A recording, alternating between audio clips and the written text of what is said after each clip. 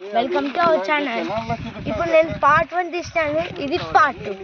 ఇక్కడ గుడి అంటారు ఫ్రెండ్స్, అది పార్ట్ 1 అంత గుళ్ళు అక్కడ ఒకటి అది చూపించాను కదా ఫ్రెండ్స్. అది ఇప్పుడు ఎక్కువ ఈ టెంపుల్ అంటారు ఏందో తెలీదు, ఇదంతా చూపిస్తాను ఫ్రెండ్స్. ఇంకా లెట్స్ గో.